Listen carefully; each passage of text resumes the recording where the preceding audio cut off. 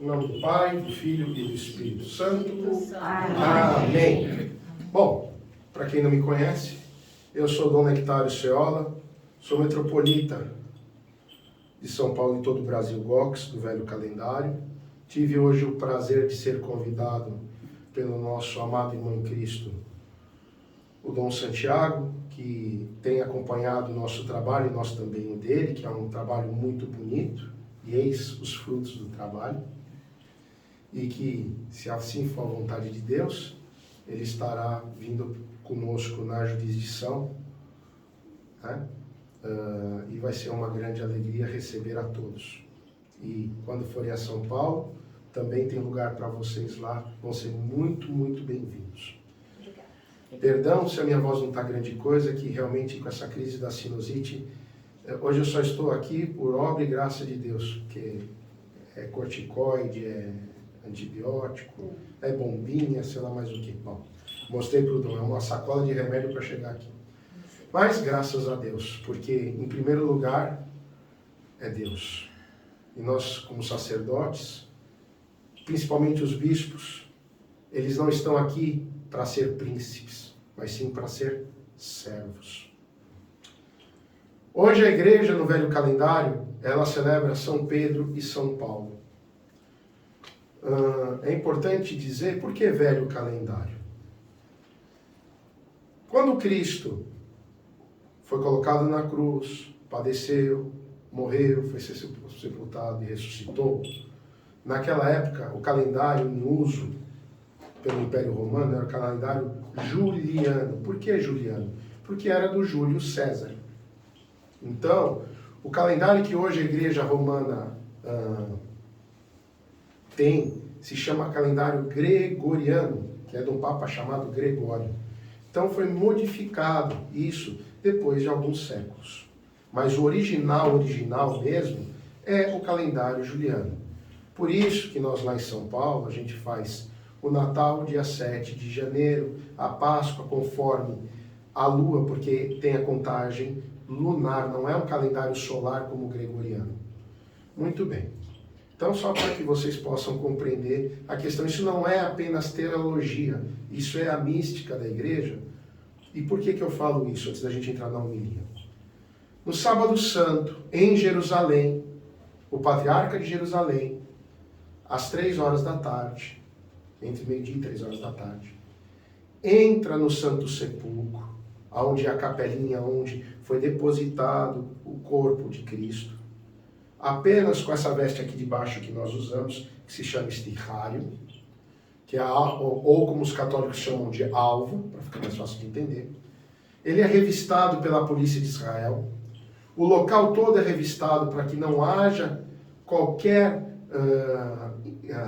possibilidade de haver um fósforo, um isqueiro, qualquer coisa. E ele entra com 2 grandes chumaços de vela, cada um com 33 velas em cada mão.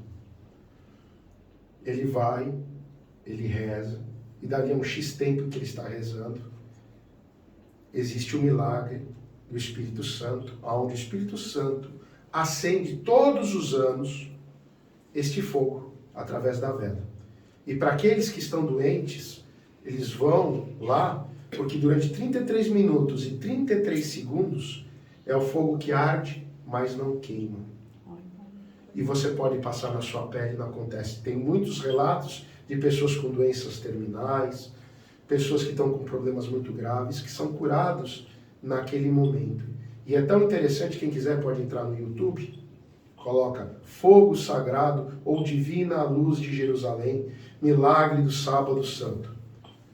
Que vocês vão ver que enquanto o patriarca ainda está saindo, nem abriram as portas que foram seladas, você vê riscos de fogo acendendo as lamparinas a 5, 7 metros de altura, sem ninguém conseguir colocar as mãos. Então, isso é para mostrar que o Espírito Santo está no meio de nós, que a graça de Deus está no meio de nós. Muito bem. Então, por isso que eu expliquei, é no calendário juliano, não é no calendário gregoriano. O Papa de Roma não consegue fazer esse milagre. Por quê? Não sei. Porque é assim que Deus achou que tinha que ser. Ponto, acabou. Bom, falar sobre Pedro e Paulo. Em Antioquia, Foi a primeira vez que nós fomos chamados de cristãos. E foi a primeira cátedra de Pedro e Paulo, não foi Roma. Foi Antioquia, que hoje é Síria e Líbano. Lá é onde estão uma das igrejas mais antigas de todas. Então, o último patriarcado que se estabelece é Roma. Porque Pedro foi lá para morrer. Foi diferente de Antioquia, que ele foi lá para pregar, para fazer milagres, para construir novas igrejas. Né? Então, é isso. Em primeiro lugar, é isso. Em relação hoje ao nosso evangelho e a nossa epístola. A epístola hoje é uma epístola que chama a nós procurarmos fomentar, aumentar, crescer a nossa fé. Mas como assim, bispo? Eu já rezo, eu tomo comunhão, eu isso, eu aquilo. Nós na fé somos igual crianças que vamos crescendo. Não interessa se você tem cabelos pretos ou cabelos brancos. A fé, primeiro ela cresce através do Espírito Santo que tem no coraçãozinho de cada um de vocês. Que somos casa do Espírito Santo. Lembram que o apóstolo falou que nós sejamos pedras vivas, né? E as boas obras, que também são as obras do Espírito Santo. Essa é a primeira coisa. Então, hoje a epístola nos chama a aumentar a nossa fé.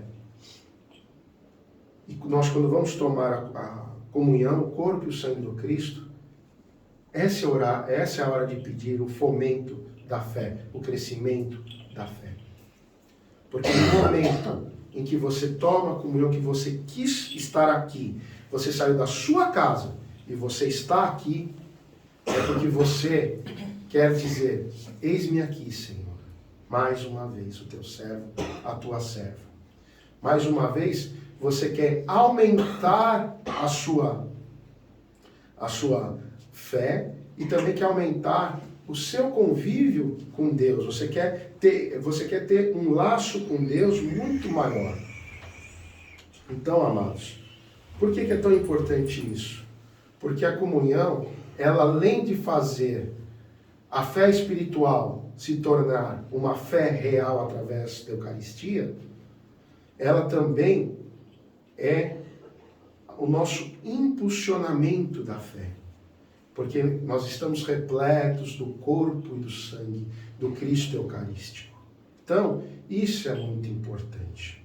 Sempre lembrando que nós, cristãos, já somos um milagre, só por estarmos vivos. E por que isso? Hoje eu falava com a pequena Rafaela. O Espírito Santo chegou no ventre da Mãe de Deus, a Mãe da Luz, e falou,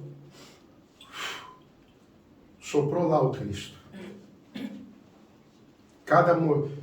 Deus fez o homem e fez a mulher, mas a criação mais linda de Deus não foi o homem, foi a mulher. Porque vocês são portadoras de luz. Cada vez que vocês dão a luz a uma criança, naquele momento, nasce um anjinho. Então, a gente sempre tem que pensar, não existe ressurreição sem nascimento. E não existe nascimento sem Maria. Eu costumo brincar, de uma forma muito respeitosa, que Maria foi a Eva que deu certo. É aquela que, por ter tido uma criação correta dos pais Joaquim e Ana, que essa sim é a Sagrada Família. A Sagrada Família na ortodoxia não é São José e Maria, não. É Joaquim e Ana. Por quê? Vou explicar para vocês, para que fique bem claro. Porque ela, mulher, ele, homem, que deu Nossa Senhora. E por que é tão importante? Porque eles ensinaram a Nossa Senhora tudo bonitinho, fizeram tudo como estava prescrito na lei judaica, ela foi para o templo, ela seguiu tudo direitinho porque ela era temente a Deus. E por que ela era temente a Deus? Porque ela teve bom ensinamento. Então, que a gente possa ter nas nossas casas, lembrar de Joaquim e Ana, os avós de Cristo, com muito carinho. E por que isso? Porque Nossa Senhora tem um papel muito maior, e São José também. Porque São José, apesar de não ter conhecido a Maria, que quando nós lemos na palavra de Deus, os irmãos de Cristo, no hebraico, palavra irmão e a palavra primo, é a mesma palavra. Portanto, Nossa Senhora, ela só teve a Jesus. Por isso que nós temos